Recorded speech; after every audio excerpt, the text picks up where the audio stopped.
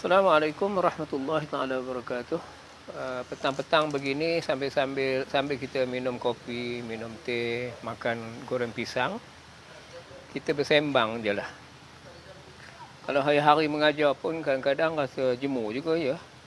Jadi petang ni kita bersembang, bertanya soalan apa yang nak ditanya.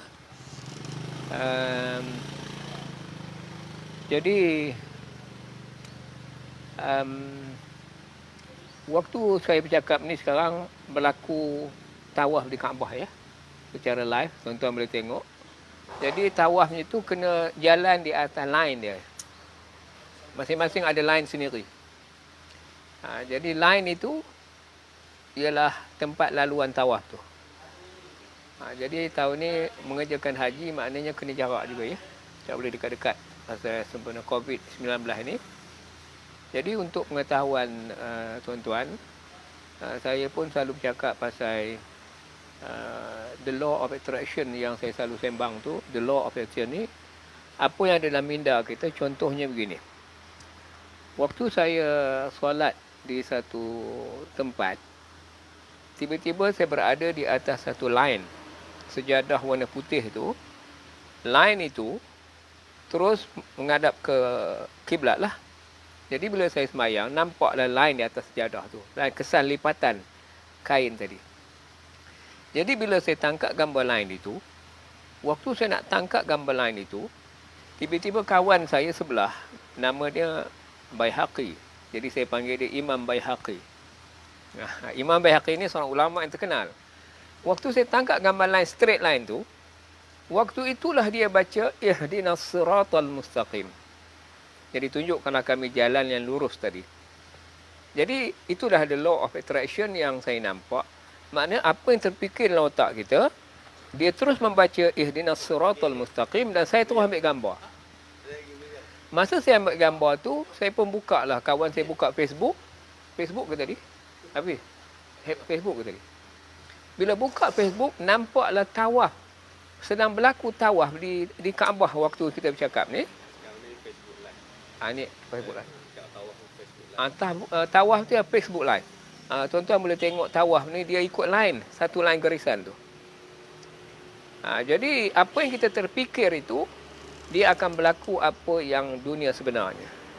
Jadi line lurus tadi ialah ihdinas siratal mustaqim. Tunjukkanlah kami jalan yang lurus. Jadi saya teringat saya pergi ke satu surau di Ipoh. Nama surau tu surau Siratal Mustaqim. Jadi saya gabungkan semua maklumat ini nak menunjukkan line di Kaabah tadi, tempat tawaf tadi merupakan line yang dibentuk untuk menuju ke jalan yang lurus. Lalu tu tawaf di Kaabah. Jadi mana ada line masa itu kan? Sekarang dah ada line pula. Jadi saya cukup yakin bahawa line-line yang telah ditentukan ini moga-moga menjadi garisan lurus untuk kita. Semoga haji yang kita lakukan di Mekah ni mendapat ganjaran daripada Allah Subhanahu Wa Taala. Jadi tahun ni hanya 10,000 ya. 10,000 saja di seluruh dunia yang boleh mengerjakan haji tahun ni. 12 orang ya. Jadi mengingatkan balik sejarah Nabi Adam. Nabi Adam dulu waktu dia turun daripada syurga, kalau mengikut kitab dalam buku yang saya dapat, Nabi Adam ni turun di India. Banyak kitab mengatakan di India. Daripada situ Allah wahyukan kepada Nabi Adam untuk bergerak ke Mekah. Kalau ikut buku yang saya baca tu hari, Nabi Adam berjalan sebanyak 1000 kali. Berulang alik. Pergi ke Mekah. Kemudian sejarah Nabi Adam turun ke bumi daripada syurga dulu. Jadi saya pun tak tahu apakah mesej di sebalik ini yang sebenarnya. Hanya dia berlaku begitu saja. Jadi kalau tuan-tuan nak bertanya sambil duduk ni, ada apa-apa soalan yang kita boleh bincang, mana perkongsian maklumat sambil kita duduk di kedai kopi ataupun duduk minum di rumah tu, bolehlah kita bincang. Ada apa-apa soalan silakan ya.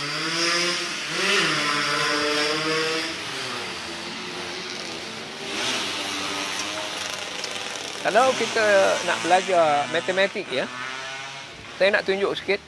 Bila kita tawaf di Kaabah ni, mana ke pen ya? Ni tawaf di Kaabah. Masa kita tawaf di Kaabah, dalam buku yang saya jual selama ni, kemudian dalam DVD yang saya buat ni, ada saya tunjukkan bagaimana proses tawaf di Kaabah tu. Kerana bila kita tawaf di Kaabah, kita menggunakan otak kanan. Ini DVD, dalam DVD ni saya dah tunjukkan. Saya tunjukkan sikit dulu kepada tuan-tuan pendengar. Jadi orang yang tawaf di Kaabah ni akan melihat dalam pemikiran otak kanan. Maksudnya begini. Baik, yang ni ialah Kaabah. Ya. Kaabah kalau dilukis begini, maknanya dia menggunakan otak kiri. Ya. Otak kiri ni dia tidak perlu membayangkan, dia hanya meniru. Sebab otak kiri meniru. Maknanya dia tiru bentuknya. Dia lukis semula. Tapi bila dia menggunakan otak kanan, lukisannya akan menjadi, dia buat dulu 4 segi. Ini membayangkan. Itu bertindih gambar tu. Maka bercantumlah line tu. Maka terbentuklah seperti Kaabah. Ini otak kanan. Ini otak kiri. Otak kiri ni meniru. Otak kanan kreatif. Jadi bila tawaf di Kaabah, ini kata batu Hajarul Aswad ya. Masa tawaf di Kaabah, pusingan kita lawan jam. Maknanya anti clockwise. Pergerakan tu lawan jam. Begitu ya. Kalau kita tunjukkan anak panah, maknanya tawaf di Kaabah tu anti clockwise. Pergerakannya lawan jam. Sebab tu ada jam tawaf ya. Ada jam tawaf. Maknanya pergerakan tu lawan jam. Jadi bila lawan jam, maknanya otak kanan kita aktif. Otak kanan tu aktif bila lawan jam, anti clockwise. Jadi tuan-tuan bolehlah lepas balik dari Mekah nanti, tuan-tuan buat gambaran bulatan, letakkan kosong, ya. Ini 1, ni 2. Susunkan nombor tu. Kalau tuan-tuan balik dari Mekah dah habis menunaikan haji nanti, turunkan 3, 4 lawan jam. 5, 6, 7, 8, 9. Lepas 9, dia tak bolehlah tulis 10. Balik kepada kosong. Mulakan 1 balik. 3, 4, 5, 6, 7, 8, 9. Jadi terbentuklah 09 dengan 90. Jadi bermakna nombor ni ialah nombor yang dikatakan nombor finite. Finite. Nombor finite 09. Bila dah terbentuk nombor tu, barulah dilukiskan. 9 kali 5, 45. Letak 5 sini.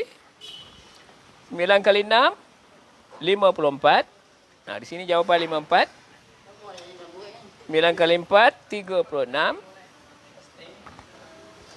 9 kali 3, 27. Dengan lukisan ini, maka terbentuklah CP9. 9 kali 7, 63. 6 dengan 3. Kalau boleh, sorry ya, tak nampak ya. Itu dia bentuk lukisannya. Lukiskan anak panah. Satu hala. Ya. Jadi line yang ditawafkan tadi tu, tempat tawaf di Kaabah tadi, dia mengikut satu line. Masing-masing ikut line ni. Masing-masing ikut line.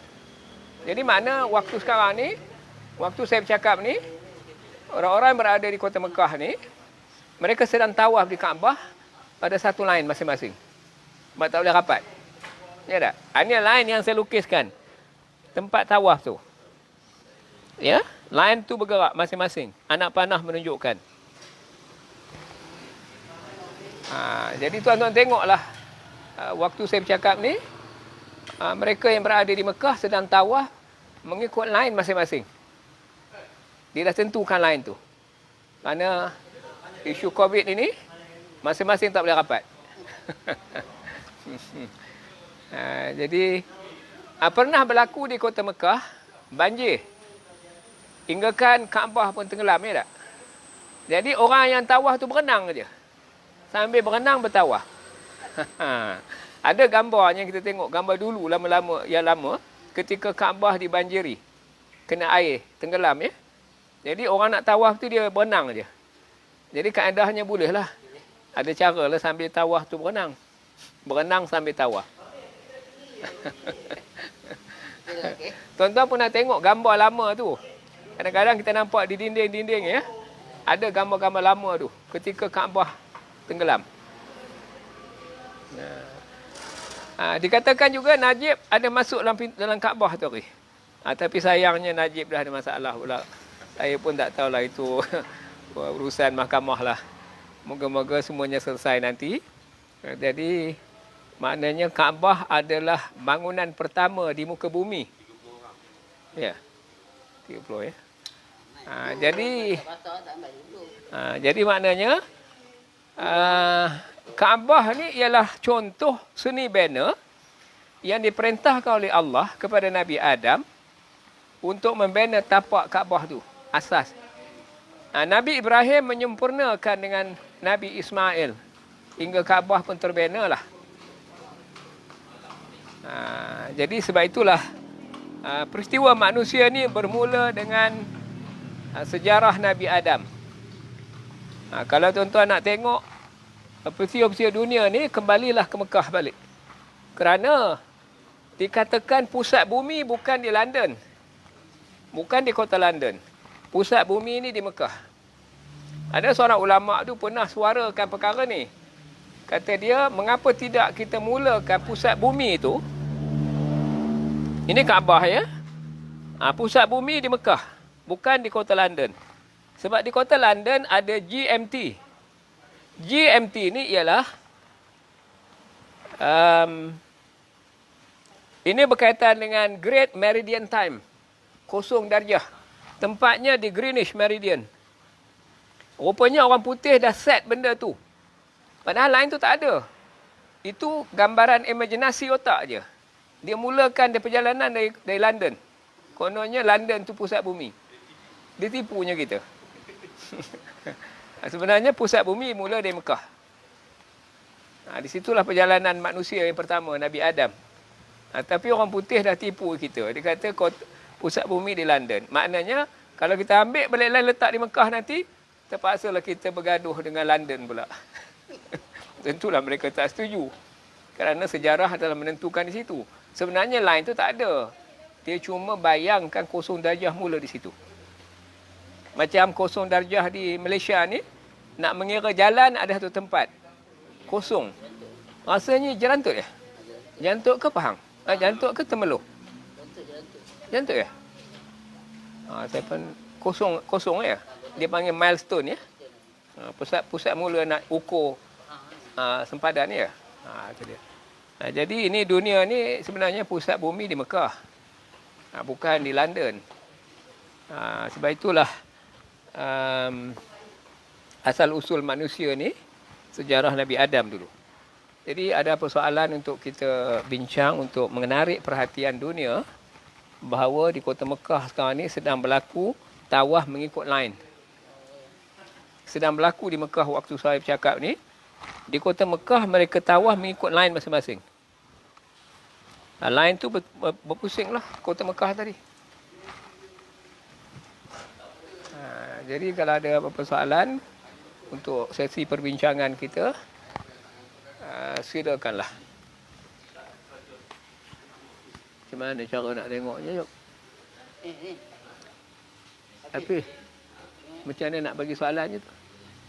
Macam mana dia nak bertanya? Nama yang tukang tanya ni apa tau? Jeritan Mentality. Jenama dia. Jeritan Mentality. Bring them on camera. Ramadan drama is watching. Bring them on camera. Tak ada soalan lagi ya?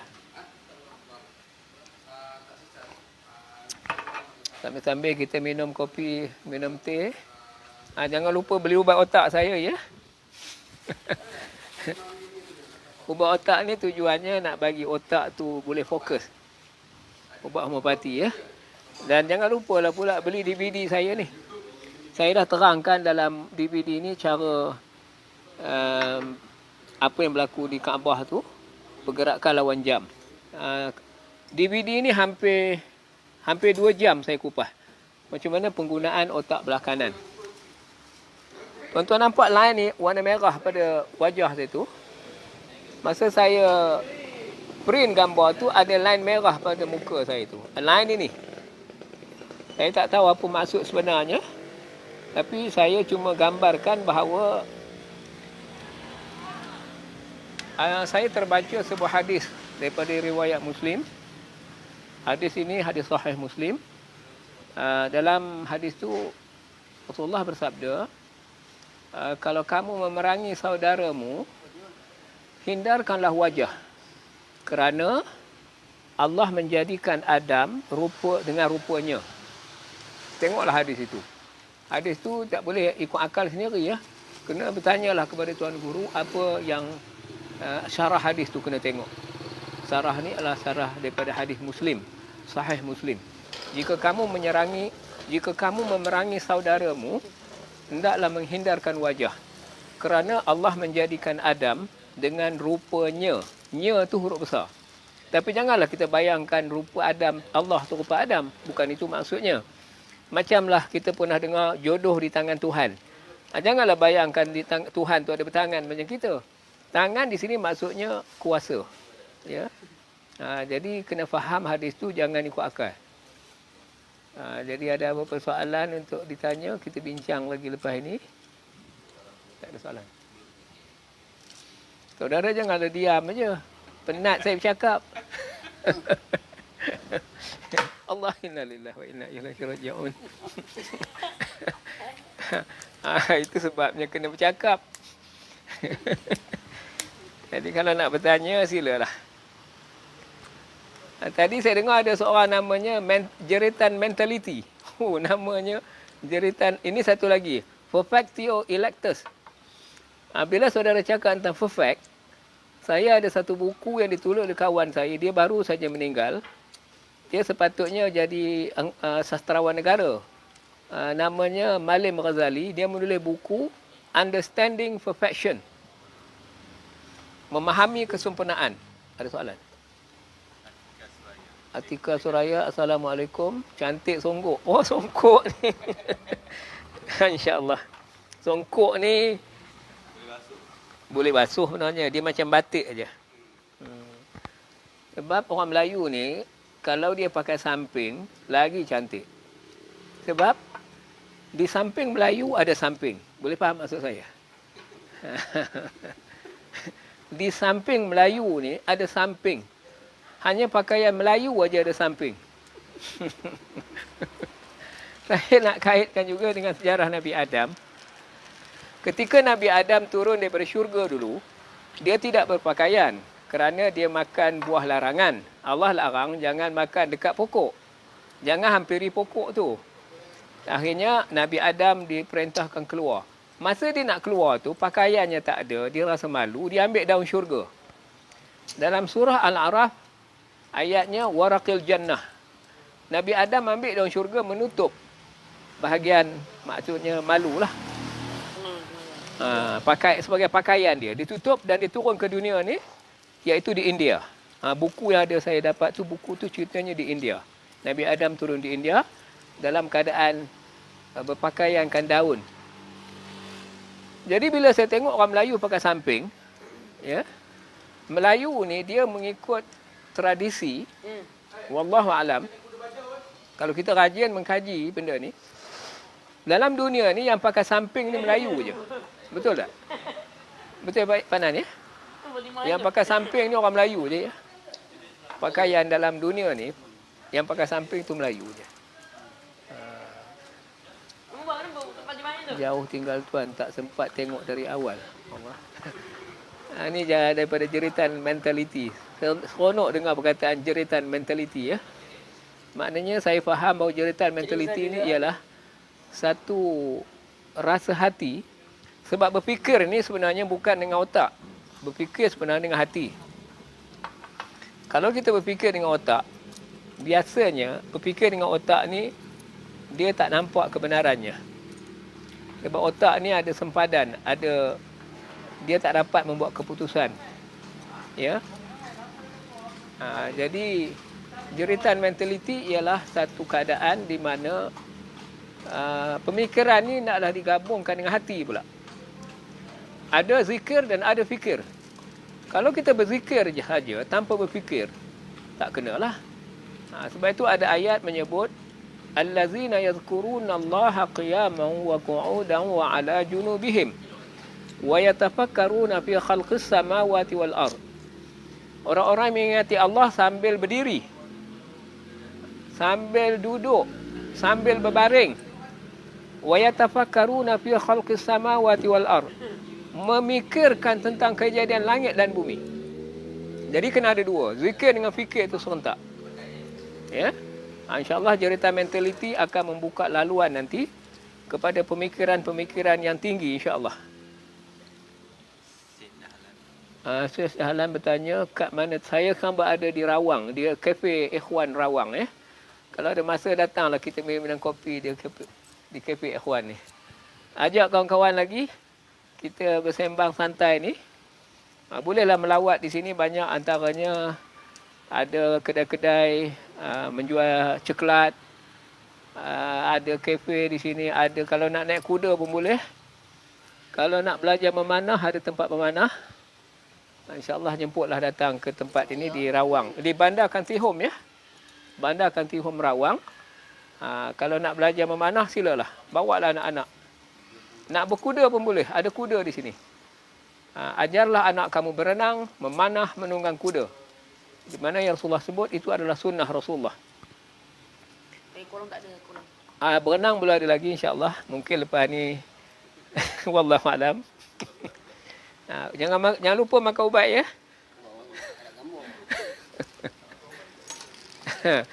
Dia punya kulitnya belum siap lagi. Nanti saya bawakan yang realnya. Ini ubat ni dalam ni ada 180 biji.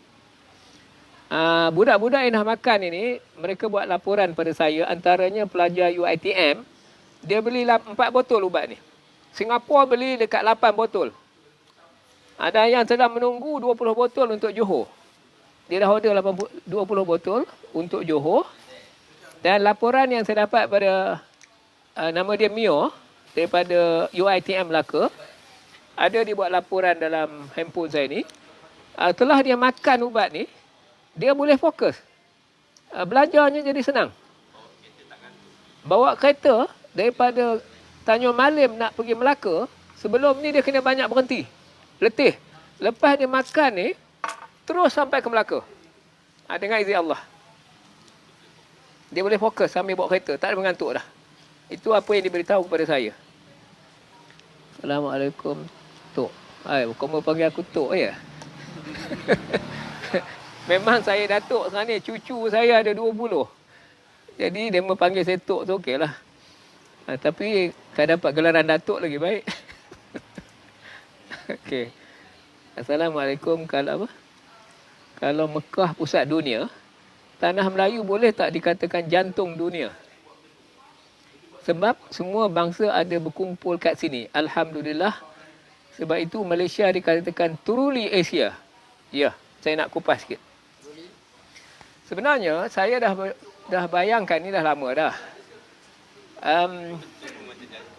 Memang Malaysia ni bentuknya macam jantung. Kalau mengikut dari seorang ahli falsafah dari Greek ya, namanya Ptolemy. Waktu saya belajar sejarah dulu, Ptolemy pernah berkata, semenanjung Malaysia ni ialah semenanjung emas. Dia panggil golden, semenanjung emas. Nak jadi bukti, saya dapat maklumat daripada UKM. Buletin UKM menyebut Amerika dia nampak dari angkasa guna satelit, di banjaran Titiwangsa ada tongkol-tongkol emas, jalur-jalur emas. Itu laporan daripada Universiti Kebangsaan Malaysia. Buktinya Jepun buat kajian. Orang Jepun diuji dia punya air kencing, dia tak ada keluar emas. Tapi orang Malaysia yang minum air banjaran Titiwangsa, bila diuji ada emas dalam air kencing dia. Ini laporan UKM sendiri. Jadi maknanya Malaysia ni adalah bumi kaya raya sebenarnya. Sebab tu orang Malaysia ni banyak relax je. Menung je kedai kopi. Dia pun orang kaya. Tapi saya risau nak cakap benda ni. Kampung saya dia tak boleh bergaya sangat. Biar apa-apa saya bergaya. Janganlah bergaya sangat. Sekadar yang perlu cukuplah. Jadi kita harap lepas ni Malaysia akan menjadi contoh dunia lepas ni. Memang Malaysia adalah jantung dunia. Ya. Sebab di Malaysia ni bangsa-bangsa yang ada di Malaysia ni dia tidak mewakili satu bangsa. Melayu ni ada rupa India. Melayu ada rupa Cina. Melayu ada rupa orang putih. Tapi kalau di London semuanya orang putih. Kalau di Afrika semuanya kulit hitam. Tapi Malaysia ni multi racialnya. Di situlah tempat berkumpulnya bangsa-bangsa dunia. Sebab Nabi Adam dicipta daripada tanah yang diambil di bumi dengan macam-macam warna. Itulah kelebihan bumi Malaysia. Bangsa-bangsa yang disebut tu dalam Quran ada sebut ayatnya. Supaya kamu kenal mengenal. Ya. Itulah beruntungnya bumi Malaysia sebab ada nama Bukit Beruntung, ya. Okey. Tok, saya sedang usaha produk berasas batang pisang. Bagus tak pendapat Tok? Okey. Baru ni saya pun terbayang juga tentang batang pisang ni. Ada orang bercakap jantung pisang ni, batang pisang ni boleh buat makan. Boleh umbut ya, umbut pisang. Pasal pokok pisang ni dia special. Kalau pokok-pokok lain dia ada teras dia. Mana keras. Tapi pokok pisang ni lembut. Jadi pisang ni banyak khasiatnya. Jadi zaman saya kecil dulu, tali nak ikat gula daripada batang pisang ya Pak Nan. Nak ikat gula dulu dengan apa? Tali pisang. Tali pisang. Jadi banyaklah kegunaan pisang ni. Antaranya baik untuk jantung ya. Kerana banyaknya kalsium. Itu apa yang saya difahamkan ya. Jadi kalau saudara nak teruskan nak jadikan batang pisang tu eloklah. Saudara usahakan sampai berjaya. Moga-moga dia menjadi contoh penggunaan mesra alam ya. Sebab sekarang ni terlalu banyak bahan-bahan yang tidak mesra alam. Jadi bila saudara boleh buat, mungkin itu satu alternatif untuk mendatangkan terjaganya alam sekitar ni. Yang saya dapat maklumat yang terbaru juga, daun nanas boleh digunakan untuk buat handphone katanya. Badan untuk jadikan apa? Dia mesra alam. Dia mudah lupus. Jadi kebanyakan bahan-bahan elektronik dia payah nak hapus. Jadi bila adanya bahannya nanti alam sekitar terjaga. Sebab di India, orang India buat bateri daripada daun. LCD, bateri LCD tu yang kecil-kecil tu dia buat daripada daun. Jadi daripada daun ni dihasilkan bateri. Jadi maknanya apa yang ada di bumi ni, kalau kita pandai mengusahakan, akan ada produk baru. InsyaAllah. Ya. Ada lain soalannya? Saya tengok ada asasnya batang pisang dekat dengan jantung dunia. Sebab batang pisang ada jantung ya. Soalan tu dekat-dekat. Jantung dunia, jantung pisang. Soalan atas jantung dunia. Di bawah ni soalan batang pisang. Sebab yang ada jantung ni pokok pisang aja. Bumi Malaysia ni nak makan ulam ke nak makan sayur senang je. Campak aja tumbuhlah pokok ni. Belimbing besi makan. Besi makan. Kita Malaysia ni belimbing besi pun kita makan. Pucuk paku pun makan. Ubi kayu. Jadi memang keras orang Malaysia ni.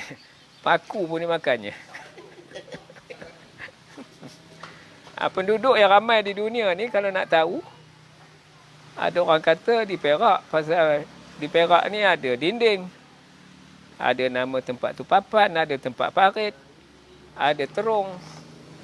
Jadi penduduk di Malaysia ni sampai dalam dinding pun ada. Wallahu alam. Cuba dikaji balik apakah dia punya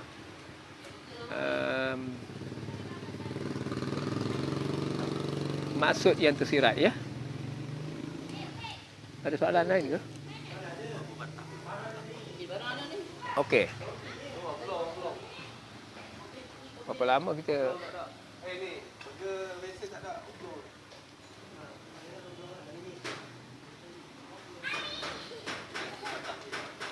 patah apa yang nak buat ya? Ada satu yang saya dapat maklumat, teka-teki Melayu. Orang Melayu ni banyak teka-teki dia. Salah satu teka-teki ni menjadi sebutan, iaitu dalam teori. Saya tunjukkan bukunya kejap supaya orang Melayu dapat melihat alam ni sebagai gedung ilmu ya. Maksud saya alam ni penuh dengan maklumat. Contohnya ya, daripada buku yang ditulis oleh seorang saintis yang bernama Albert Einstein ni, dia orang Yahudi. Sebelum dia mati, sejam sebelum dia mati, dia ada sebut dalam buku ni, teka-teki Melayu, saya relatekan dengan Einstein ni, ada satu teka-teki Melayu yang buat, nama teka-teki tu gini. Tarik akar, gunung berlari. Tarik akar, gunung berlari. Siapa boleh jawab? Saya rasa ramai yang tak dapat nak jawab. Jadi kalau tak dapat jawab, jawapannya begini. Jawapannya perahu. Bila kita tarik akar, kita nampak macam kita bergerak dalam sungai, dia nampak macam gunung bergerak. Ada kaedah dia lah. Tapi kena buat uji kaji lah. Rupanya itulah teori yang dibawa oleh Einstein, namanya relativity. Berkaitan dengan masa. Kalau kita naik kereta api, ya, contoh, kita di luar. Kereta api bergerak tu, kita nampak seolah di luar pun bergerak. Itu dia punya teori tu. Dalam kajian dia dinisbahkan 1:20. Maknanya, kalau kita bergerak di satu planet lain, ya, penduduk di bumi ni 20 tahun umurnya. Di planet lain tu setahun je umurnya. Itu nisbah masa. Itu belum kita cakap 1 tahun di akhirat. Ya? 1 hari di dunia. Satu hari akhirat. 1000 tahun di dunia. Ya? Itu nisbah. Itu time. Sebab time ni, sebab tu Allah berfirman, wal asri, ya? Demi masa, sesungguhnya manusia dalam kerugian. Itu wal asri tadi. Jadi time ni ialah Allah ciptakan masa tu. Asalnya time tak ada. Dunia asalnya time tak ada, ruang pun tak ada. Yang ada hanya Allah je. Allah mencipta masa dan Allah menciptakan ruang. Sebab Allah tidak duduk dalam ruang dan tidak duduk dalam masa. Allah bukan bertempat. Allah tidak dikuasai oleh masa. Sebab masa tu dia yang buat. Dan masa itu adalah makhluk, ya. Ruang dan masa adalah ciptaan Allah. Jadi sebab itulah Allah ni adalah zat yang maha agung yang kita tak boleh nak bayangkan. Kenalah belajar sifat 20. Wujud, qidam, baqa, mukhalafatuhu ta'ala lil hawadith. Semua tu sifat-sifat 20, sifat kesempurnaan. Sifat kesempurnaan Allah ni tidak terkira. Ini apa dia?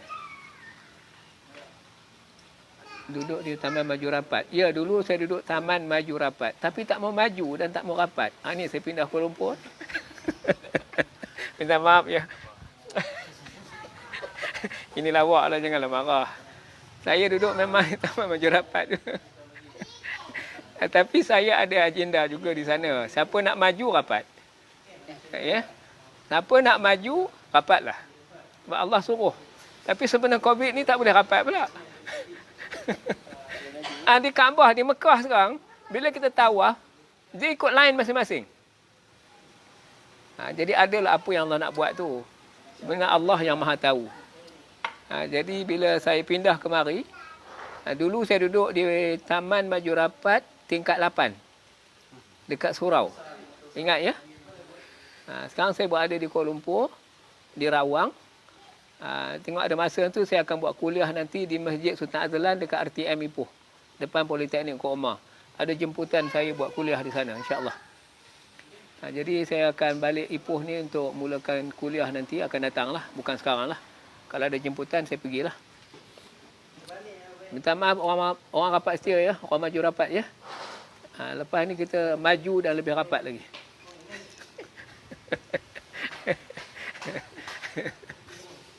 Lagi.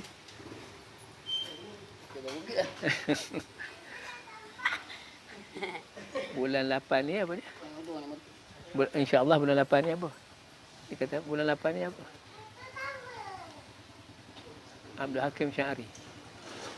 Saudara Abdul Hakim bertanya bulan 8 tapi tergantung ayatnya.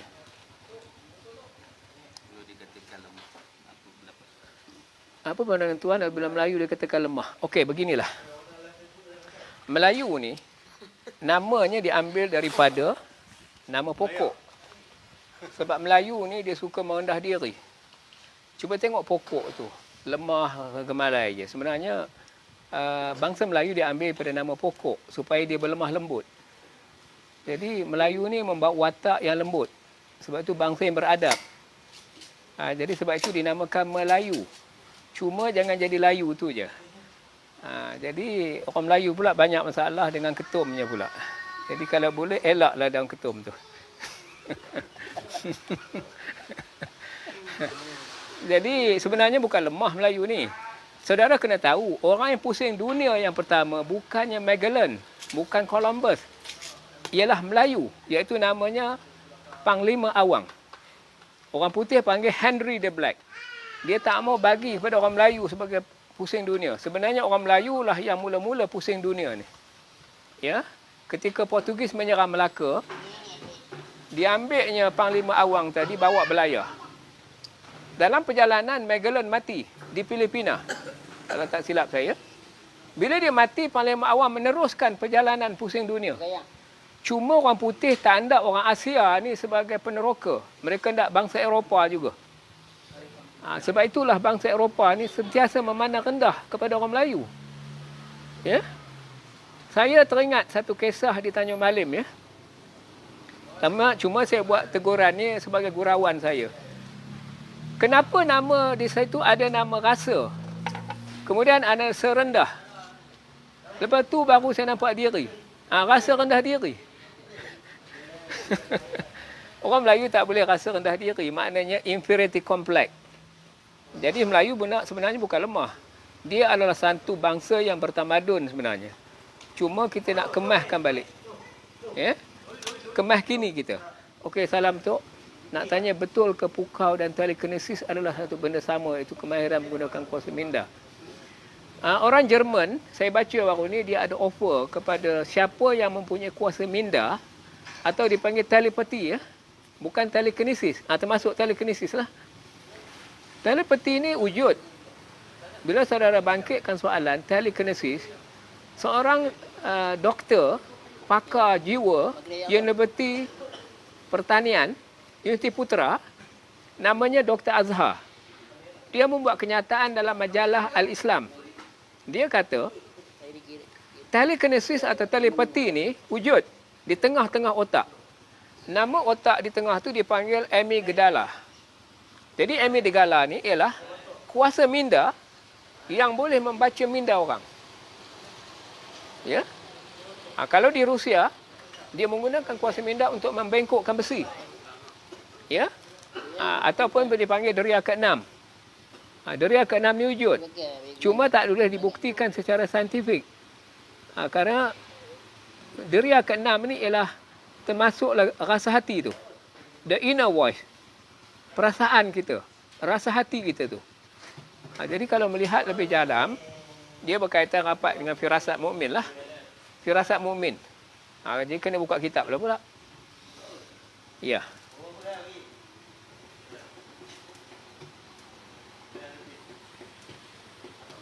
Oh, Mio Anbiya ni lagi ada persoalan? Tuan datang. Bila tuan datang? Tadi. Tuan nak terapi. Tak nampak pun. Ada tadi. Ha? Ada. Kau dah habis tu.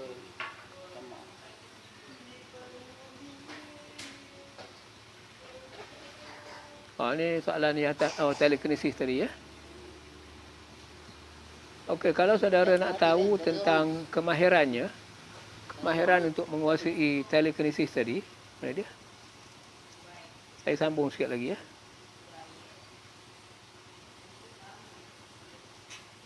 Kalau saudara nak jemput saya bagi kuliah, sediakanlah tempat. Okey. Nak tanya betul ke ilmu pukau ni dia sebenarnya ilmu salah lah. Tapi dalam bidang rawatan jiwa di Hospital Tanjung Rambutan ya, contoh ya. Dia ada doktor yang boleh menggunakan pukau ni, dia panggil hypnotize. Hypnotize ni tujuannya nak menidurkan pesakit. Contohlah dia agresif ya. Masalah mental dia terlalu agresif, doktor akan guna kemahiran memukau pesakit tu supaya dia tidur. Dia dihayunkan pendulum ya. Apa nama tu? Kalau dalam rawatan homeopati, dia ada satu pendulum macam jam tu. Jadi dia boleh tengok tu, dia pun tertidur. Itu telekinesis, itu dipanggil hypnotize. Itu dibenarkan mengikut lesen yang dia dapat oleh doktor. Kalau orang tu buat pukau pergi pecah rumah orang, itu tak boleh lah. Itu ilmu pukau pula, tak boleh lah, tak dibenarkan lah. Jadi untuk rawatan ada, hypnotize namanya. Jadi nak menggunakan kuasa minda ada latihan dia. InsyaAllah saya pernah buat ini di Politeknik Engku Omar kepada pensyarah-pensyarah 11 jam saya buat. 3 politeknik yang saya dah buat, tajuknya Brain Power. Kalau saudara nak jemput saya, sediakan, kalau nak sediakan peterbang lagi baiklah. Okey. Assalamualaikum tuan, ada perancangan buat kuliah online. Saya sedang buat kuliah online ni. Dah berapa dah? 20 ya? Kuliah saya dah masuk 20. Hampir 20. Tengok YouTube saya ya. Saya bercakap tentang the law of attraction. Hukum daya tarikan. Dan saya buat juga the law of physics ya. Bawah ni bolehkah kita aktifkan otak tengah? Tunggu teman datang. Sila insyaAllah. Otak tengah ni satu yang jarang dipraktikkan dalam sistem pendidikan. Yang ada dalam sistem pendidikan ini, otak kiri, otak kanan dulu. Sebab dalam pendidikan, dia ada KBAT, ya? Kemahiran berfikir arah tinggi. Sekolah-sekolah dah melaksanakan program KBAT sekarang ni. Kemahiran berfikir arah tinggi, Masya Allah. Dia tengok dah. Oh, cikgu. Tanyalah soalan. Dekat-dekat boleh tanya soalan insyaAllah. Jadi, cara nak mengaktifkan otak kanan, otak tengah, seperti yang diamalkan, dia kata tutup mata dengan kain hitam. Ya? Itu ada latihan-latihan. Tapi saya jarang buat lah. Yang saya ajar sekarang ni brain power. Kuasa minda secara kreatif ataupun menggunakan pendekatan deria ke-6 tu. Itu ada latihan yang saya buat lah. Otak tengah belum lagi. Ya? InsyaAllah.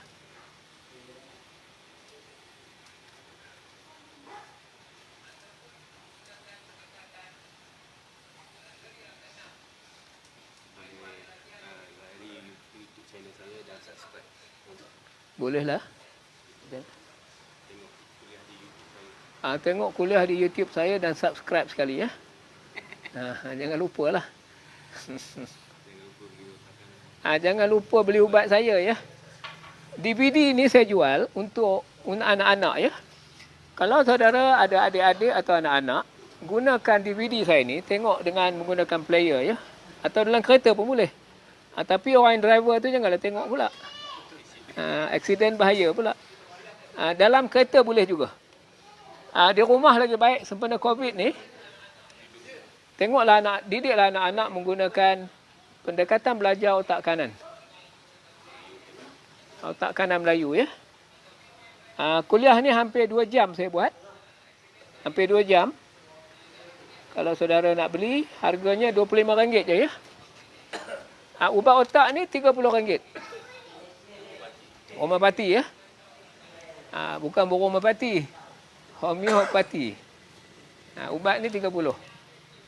Ada satu lagi buku saya. Buku otak kanan RM5 je. Ni buku otak kanan ni. Ya. Matematik otak kanan. Boleh baca ya? Ini otak kanan yang nak diaktifkan nanti. Latihan yang saya buat belah kanan. Nampak tak ada line ini? Line ini, saya teringat satu peristiwa budak sekolah di Seremban ya. Ketika dia sedang berkawat, berlaku satu insiden, kipas mesin rumput terbang dan terus ke kepala budak itu terbelah otak dia. Dia dah ditakdirkan mati begitu. Jadi semuanya takdir Allah. Jadi bila berlaku itu maknanya sel-sel otak kita ni, kalau kita aktifkan betul-betul, insya-Allah banyak benda yang kita nampak. InsyaAllah. Jadi benda-benda macam ni nak kita kaji balik.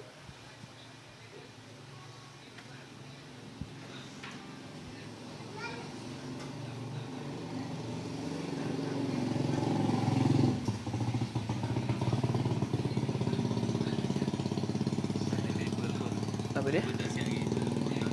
Tak dengar. Ini sebenarnya otak ni ada kaitan je dengan ubat ni. Jadi eloklah kita sama-sama amalkan. InsyaAllah saya labelkan lepas ni. Baru dapat daripada supplier, daripada klinik ya. Sebenarnya ubat ni ada ujian klinikal. Ya, telah diuji ubat ni. Banyak testimoni yang daripada saya ni. Nanti saya akan bagi tahu. Kalau saya ada kelebihan ubat otak ni, otak kanan ni apa sebenarnya? Sebenarnya ubat otak kanan ni, dia boleh mencantumkan neuron dalam otak tu. Dalam otak ni ada neuron ya. Jadi bila kita gunakan ubat ni, bercantum dia. Maka dia aktif. Kalau kita tak makan, dia akan renggang. Bila otak tu renggang, maknanya dia cepatlah dia punya proses tu jadi letih, lesu dan sebagainya. Jadi kalau tidak akan aktif, supaya sifat malas tu akan dapat insya-Allah sedikit sebanyak, ada laporan yang daripada pelajar nama Insyirah ya. Insyirah Harun. Bila nama dia Insyirah, saya baca ke alam nasyrahnya tu. Jadi ubat tu dia bagi tahu setelah dia makan, rasa malas tu dah ada kurang. Ini nak menghindarkan rasa malas pasal otak ni mengantuk je. Bagi makan ni. InsyaAllah. Ya. Cara pembeliannya, nombor handphone saya 013, catat ya, 013, ya Allah, nombor handphone lah ni ya, 013 457 0068. Saya ulangi ya, 013 457 0068. WhatsApp saya tu. Bolehlah order dalam WhatsApp kan. Nanti saya bagi alamat penuh dan saya akan bagi account number bank saya. Maybank ya. Ubat ni sesuai tak untuk penderita minor stroke. Jadi setakat ni minor stroke ni dia ada rawatan khusus ubat dia.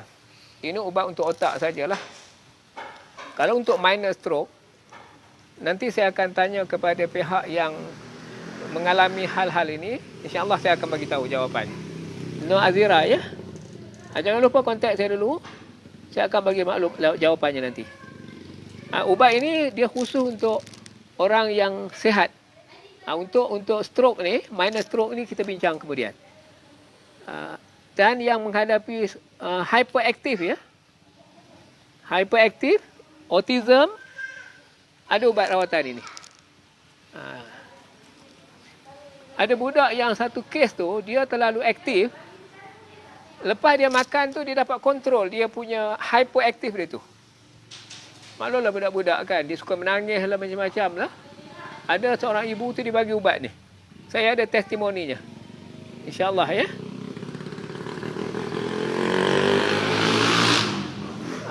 Mio Ambiak bertanya ya. Nama Puan Ambiak ya. Baru ni saya baca satu ayat Quran ada menyebut Inna awliya Allah wala khawfun alaihim wala hum yahzanun. Awliya Allah, tak ada rasa takut. Ayat ni dibaca oleh Imam Besar Masjid Negeri, Syekh Ma'nur Mansur Al-Hafiz dulu. Kemudian waktu saya bergerak ke Kuala Kangsar, sebelah Malay College, Al-Quran di atas mimbar tu, ayat yang sama. Ayatnya yang saya baca tadi. Boleh tengok dalam Quran ya. Jadi maknanya, kalau kita nak aktif otak kanan tanpa ubat, boleh juga. Tapi nak kena latih bertahun-tahun juga. Sebab yang saya dapat dalam otak kanan ni ialah satu proses sepanjang hayat. Kalau kita tak nak makan ubat, boleh. Cuma kita kena banyak memerhati. Observation kena ada. Duduk menung kejap. Perhatikan. Kontak apa yang ada otak dengan hati kita. Itu ada latihan dia. Tanpa perlu ubat. Tapi ubat ni boleh mempercepatkan je. Boleh membantu untuk macam minyak hitam lah.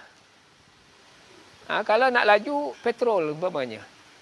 Diesel pun boleh. Kalau tak ada minyak pun boleh. Ada satu kes di Kelantan tu, minyak motor habis, ambil air bendang je. Air sawah tu masuk dalam tangki motor, terus berjalan. Bukanlah apa, itu sebab musabab je. Kalau Allah nak jadikan sesuatu, tanpa sebab pun boleh. Hakikatnya balik kepada Allah. Hakikatnya segalanya daripada Allah ya. Maka ubat otak kanan telah kemam aja. Ubat ni letak atas lidah atau bawah lidah ya. Untuk orang dewasa 2 biji pagi, 2 biji malam. Budak kecil sebiji pagi, sebiji malam. Macam umur dia darjah 1, darjah 2 tu bagi sebiji je. Saya nak nombor ya. Sekali lagi ya. 013 457 0068. Type ya. Dapat ke tadi? Okey. 013 457 0068. Okey, insya-Allah. Terima kasih Nia Liana. Tengok saya punya ni lah, Facebook tak apa ataupun WhatsApp. Terima kasih pada Nina Liana memberi nombor tu ya, ada dalam skrin tu.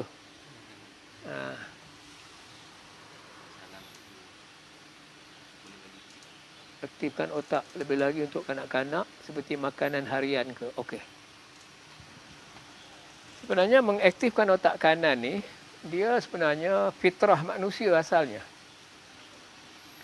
Allah telah bekalkan otak kepada manusia ya. Ada masanya Allah anugerahkan kepada sesiapa yang dia hendaklah. Hakikatnya semua manusia ada otak kanan. Cuma antara dia faham nak guna atau tidak. Di situ yang perlukan kepada skill, kemahiran atau mendengar kuliah atau membaca maklumat tentang otak kanan atau bertanya pada ahlinya. Jadi nak mengaktifkan otak kanan, di antara latihan dia, apa yang terlintas dalam hati dan otak, cuba catat dulu.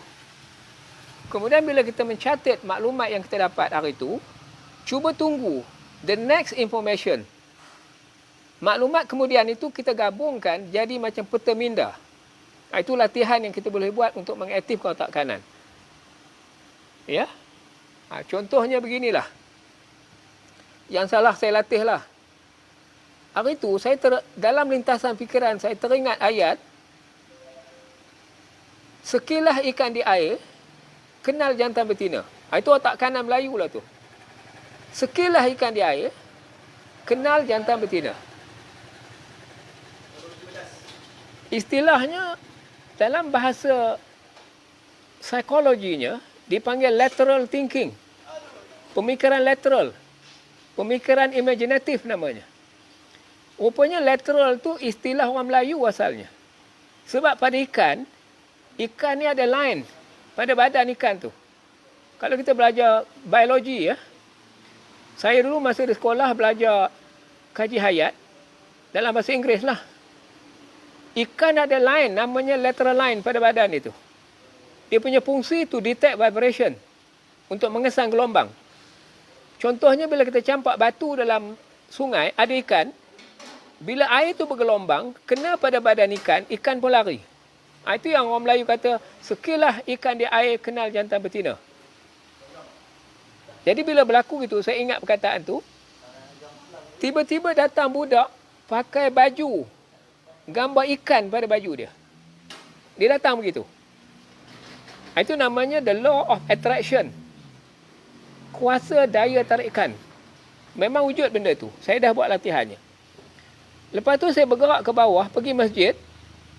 Di masjid tu ada satu buku. Di atas benteng, dah siap buku khusus tentang ikan aja. Siapa yang gerak, saya pun tak tahu. Jadi benda ni wujud sebenarnya.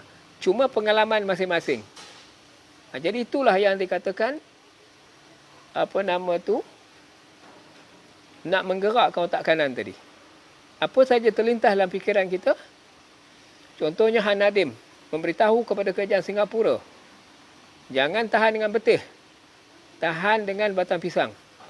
Jadi budak kecil tu nampak, dia menggunakan otak kanan membayangkan supaya jangan tahan Singapura dengan betih bila ikan todak berlanggar. Tahan dengan batang pisang sebagai jalan keluar. Itulah otak kanan yang diaktifkan. Jadi sejarah alam Melayu banyak sangat dah cerita tentang otak kanan ni. Ya.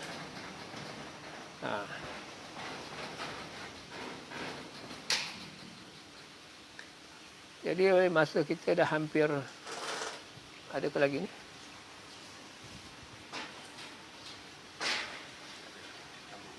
Jemput minum tuan-tuan ya. Saya minum kejap.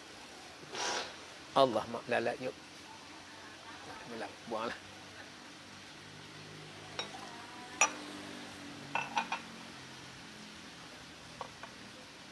Allah akan mati. Buang tu. Buangkan dua lah. Okay. InsyaAllah kita akan berjumpa di lain masa untuk program-program berikutnya ya. Yan. Assalamualaikum warahmatullahi taala wabarakatuh. Jumpa lagi.